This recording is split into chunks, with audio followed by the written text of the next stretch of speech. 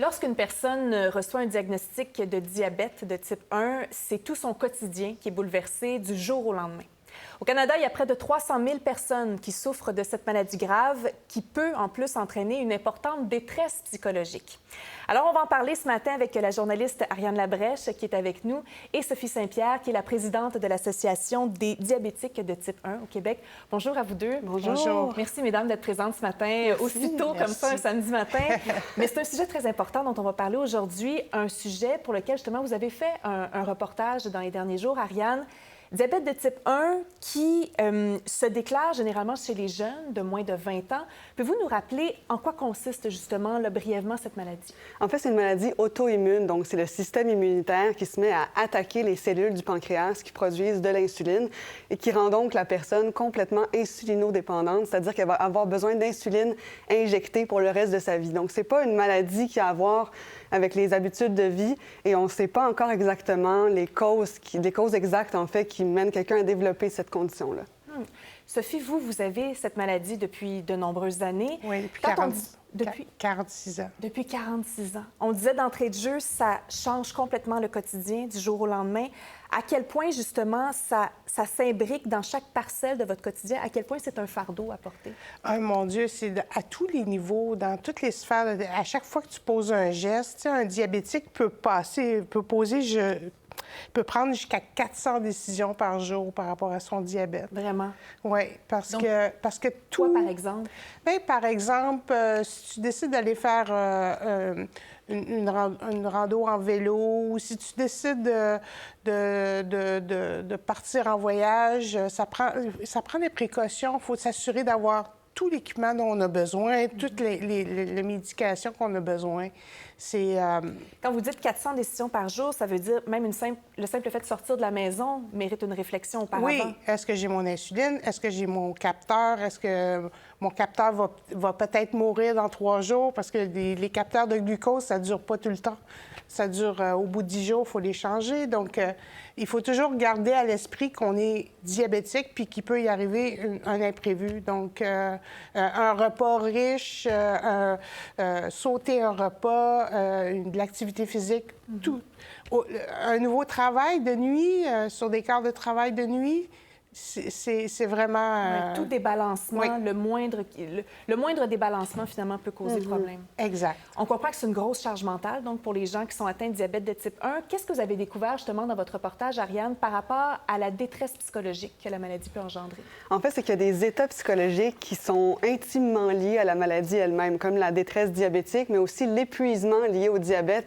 On appelle ça le burn-out diabétique en anglais. Et comme Sophie expliquait, on voit que c'est tellement de micro-décisions à prendre chaque jour que parfois, bien, ça devient un boulet trop lourd à porter pour certaines personnes.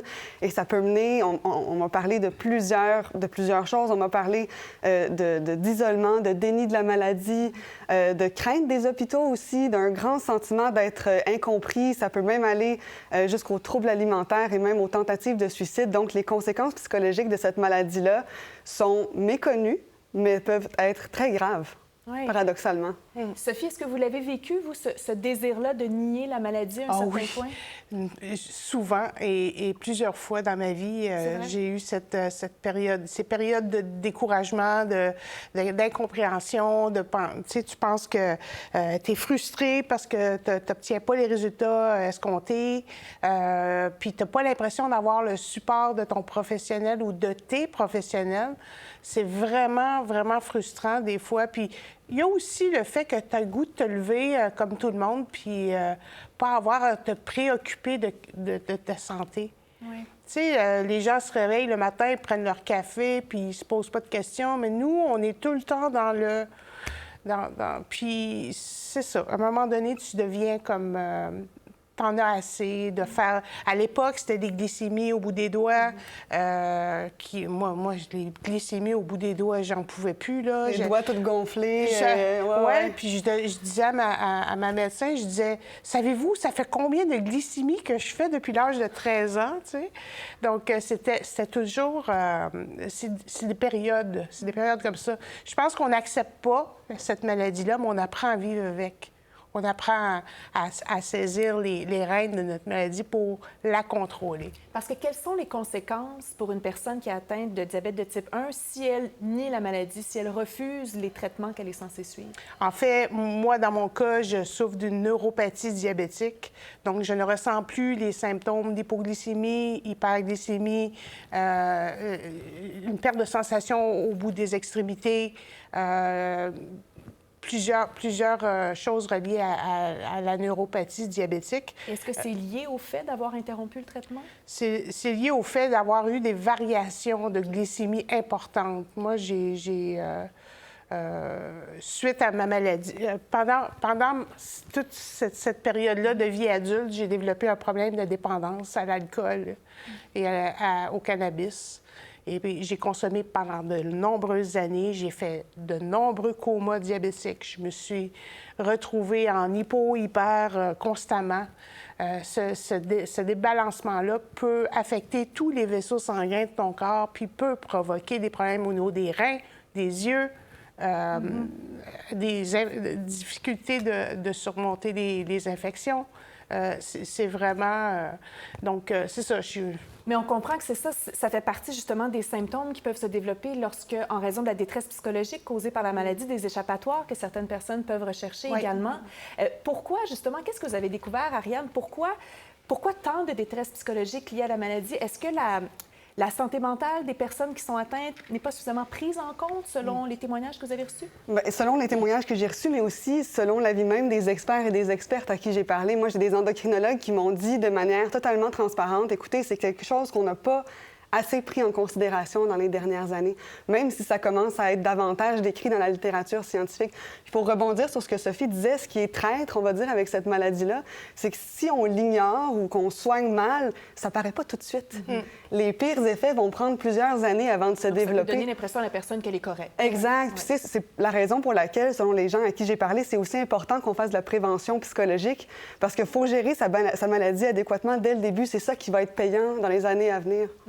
Sophie, comment les rendez-vous avec les professionnels de la santé pourraient être améliorés justement pour plus tenir en compte, prendre en considération justement cet aspect psychologique? Moi, personnellement, j'ai une très bonne équipe multidisciplinaire qui me suit depuis quelques années, depuis que j'ai développé mes problèmes de neuropathie diabétique et que je suis obligée d'être à la pompe à insuline et que j'ai les moyens aussi d'avoir une pompe à insuline parce que c'est une grosse partie de la charge mentale, c'est l'accessibilité aux pompes à insuline et à certaines insulines. Donc, je veux mentionner ça en passant. C'est extrêmement difficile pour certaines personnes qui n'arrivent pas à contrôler leur glycémie. Mais avec cette pompe-là, c'est révolutionnaire, ce traitement-là. Donc, mais j'ai vécu dans le passé et j'ai connu des gens qui vont chez leur médecin et qui se sentent comme une personne comme un enfant qui a volé un biscuit avant le souper, là. Tu sais, on le reprimande, puis on dit « Ah non, mais t'as vu les résultats, t'es pas dans la moyenne, si, ça. » Oui, c'est pas sentir de la culpabilité. On responsabilise la personne de ses résultats sanguins au lieu de lui proposer des solutions pour l'aider, chose que moi, je bénéficie avec mon équipe multidisciplinaire. Puis ça, je souhaite ça à tout le monde. Puis c'est un peu le rôle de la QDT1, l'Association québécoise des diabétiques de type 1, de travailler en ce sens-là, de développer des partenariats avec des associations locales pour améliorer cet aspect-là, offrir des services à la population. Cette association dont vous êtes la présidente, justement, Sophie Saint-Pierre, merci beaucoup pour votre visite ce matin. Merci. Ariane Labrèche, notre collègue, donc, et votre récit numérique est disponible sur le site d'ici Radio-Canada. Merci beaucoup. Merci, Geneviève. Toujours un plaisir. Merci, Geneviève. Pour voir nos émissions en entier, rendez-vous sur la chaîne Ici RDI.